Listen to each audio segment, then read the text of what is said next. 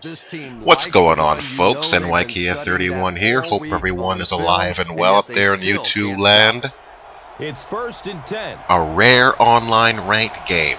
It's the off-season now in the online franchise world, so until the regular season begins, I gotta keep my groove and skills sharp. And I'm playing this game way into the morning. Oh my gosh. Do not play ranked games of Madden at 4 a.m.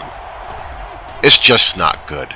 Your mind ain't right, your reflexes ain't right. Here I am taking sacks.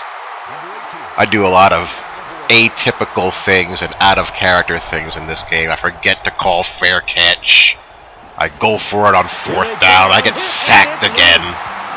I go for it on 4th down because I lose track of how down it is. But anyway, I should probably start playing some games with the Denver Broncos. Get a little feel for what Peyton Manning's new teammates are going to be like. I'm kind of sad to see the Peyton Manning, Dwight Freeney, Robert Mathis, Reggie Wayne era ending. But good things don't last forever, I guess. But I don't really play ranked games with the Jets that much. I play with them in online franchise. You see them all the time. So Peyton Manning is my favorite player in the league, my favorite quarterback in the league. I play with the Falcons a lot as well. I like Matty Ice. And that's really it. I don't really play with a lot of teams because I'm a roster nutcase. I have to know my roster and inside and out, what every player can do, their strengths and weaknesses. I'm just a roster egghead. So I play with, 2 or 3 teams that have quarterbacks who I really like. I love Peyton Manning. I like Matty Ice. I like Phillip Rivers. So I'll throw the Chargers in there every now and then as well. But anywho, why play ranked games at all? It's amazing how many people just play an idiotic brand of football in this game. A lot of people beat themselves with the way that they play and the decisions that they make. I played one guy the game before this. He was playing with the Eagles, so of course people who play with the Eagles think they can just play man-to-man with impunity. He was pressing with guys like Asante Samuel and just getting roasted alive, and he just would not come out of it. And he got destroyed, just absolutely killed. But ranked games do serve a bit of a purpose. One thing that ranked games do, Well, the defense was in zone coverage. They got good pass protection, and anytime that happens, it tends to really stretch those zones and widen the holes. Short throw to the right. He's loose and running strong. And that play could have easily gone for 6. Ranked games start to hit a couple of big pass plays, it will show you defense in a tough spot. What is wrong with the game. Those short passes. Looking, fires it to the because people will quickly find out what they can exploit and abuse the crap out of it. So ranked games will tell you right away what the game can handle and what it can't. It's also, pretty useful for getting used to recognizing and stopping, favorite or most commonly seen route combinations. Everyone has go-to plays, even in the world of online leagues. Everyone has plays that they feel comfortable running and they need a big play. I do, everyone does. As a quarterback, sometimes you just have to see a play. And ranked games will, show you or teach you how to recognize certain things. Like, for example, if you see shotgun bunch 2x2, there's only a certain you know, handful of route combos that people like to go to. I like to do the bench swap, the mesh, the deep corners by the outside receivers. Some will hot route the slot receivers vertically, but it'll teach you how to recognize stuff like that. And it'll give you a much better chance of getting someone out of their comfort zone. And also to help you keep your stick skills sharp wherever you may play. And here's what I'm talking about. I'm just not alert, and I don't call fair catch, and I fumble the ball. And I'm just playing just stank. Manning pitches out to the left. It's loose. Overturn that bad boy. But yes. So I'm just killing time before my online leagues. Running a play action here that gets blown up. In heavy traffic. Peppers just comes in here and just crashes down and just kills me. The quarterback had no chance on that play. Talk about raw determination. The offseason is moving fast. The NFL draft is next week, I believe. Good coverage downfield. Charles Tillman. And the Colts are going to pick Luck.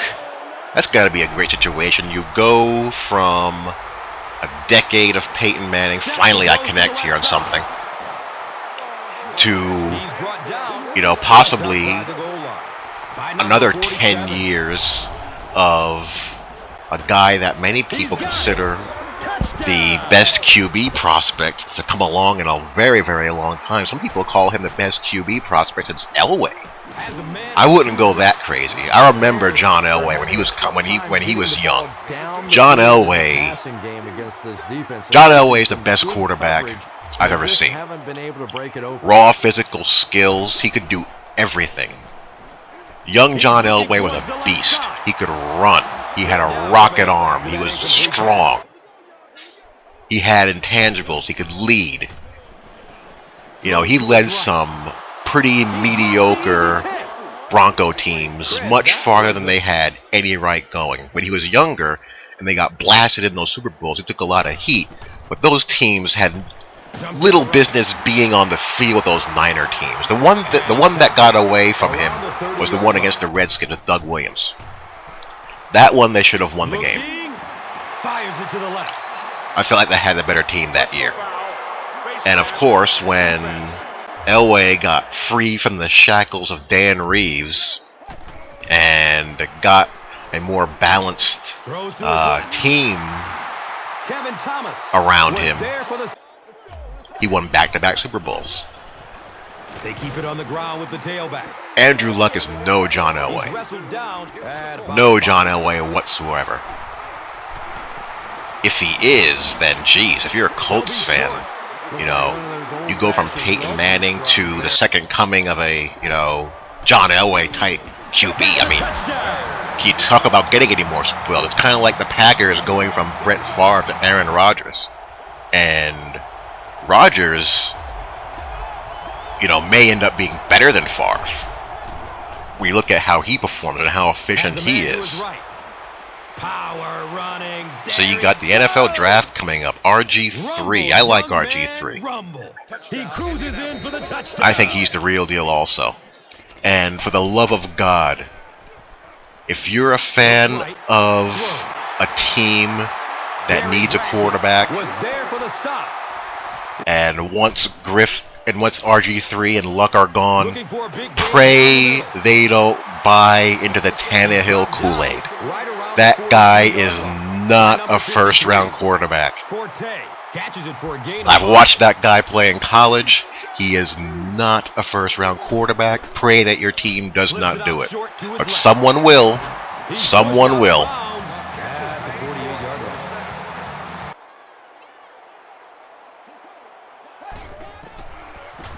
That's my early thoughts on the QBs. As far as the rest of the draft, you know, what's his name? The back from Alabama, Richardson. He'll go pretty high. My boy Michael Floyd will go in the first round. Always look out for my Notre Dame guys. See how they do. I have no idea who the Jets are going to pick. You know, God knows what goes through Rex Ryan's and Tannenbaum's mind these days. But the draft is always a fun watch. The Jets really need to pick a safety. They have to have a safety. A safety, they need either a safety that can cover because they can't cover tight ends worth a damn, or a pass rusher. They have no pass rush. Teams have figured out their blitzes. The key to that play really was the coverage down the field, forcing the quarterback. And if they don't send 6 guys, they don't generate any pressure. The problem is, I don't see where they're going to get it from. Dante Hightower, he's going to be gone. The safety from Alabama, he's going to be gone. Maurice Claiborne, he's going to be gone. Some people project him to be a better free safety prospect than a corner prospect. Makes the throw over. You know, anyone who can cover, anyone who can block, and anyone who can rush the passer I'm not sure if the quarterback realized it was man coverage on that play. is going to go early and high. Always happens. So I don't know where the Jets are going to get that kind of player from. Everything seemed to work perfectly on that one. But do not pray that your team that has a need at quarterback does not buy into Ryan Tannehill. Dumps it out left. I mean, don't get me wrong. He's not a bad player. I don't think he'll be a bad player. He's a great athlete. It's ruled a catch. And despite the fact But that all his momentum is carrying him out of bounds, I just don't see it. You know, over the years. a college QB, ignore the stats in college. Because, you know, the system has a lot to do with what kind of stats a college quarterback will put up. But just, you know, look at your eyes. What do your eyes tell you? I mean, sure, he's a great athlete, but, I mean, he can't really push the ball downfield deep. 14. He's a dink and dunk passer that plays in a conference that, you know, has questionable defenses. So, don't do it. Don't do it. Pray that the Dolphins don't do it or the Browns don't do it. That's pretty much all I got for now. Let you guys see how this game plays out, and I'll talk to you all later. Peace.